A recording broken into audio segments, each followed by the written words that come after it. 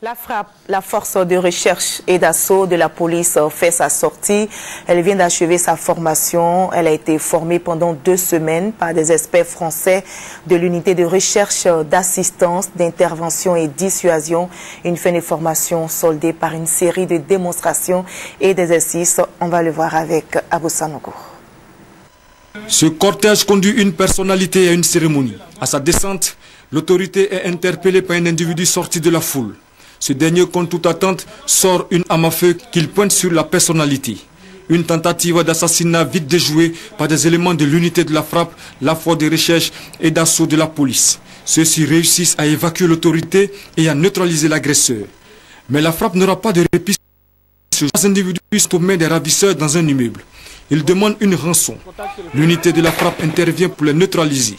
Il s'ensuit des échanges de coups de feu. Bilan. Un ravisseur abattu, un autre interpellé. Les 3 otages sont libérés. Ces exercices marquent la fin de 2 semaines de formation dispensées par des experts français du RAID, l'unité de recherche, d'assistance, d'intervention et de dissuasion.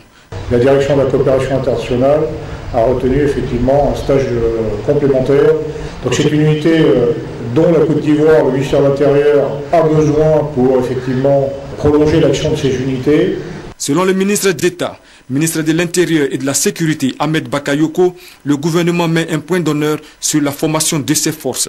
On ne peut rien accomplir de grand sans une bonne formation.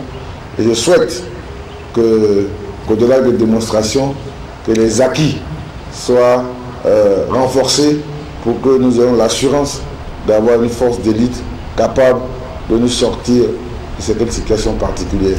En cagoule, habillés d'une combinaison noire et portant des fusils d'assaut, ces éléments ont été formés pour détruire des bâtiments ennemis. Ils sont aguerris au combat en terrain accidenté. Aptes au corps à corps ou à une surprise chez l'ennemi, ils peuvent être autonomes en cas de situation majeure. Les éléments de la frappe peuvent réagir à toute forme de terrorisme.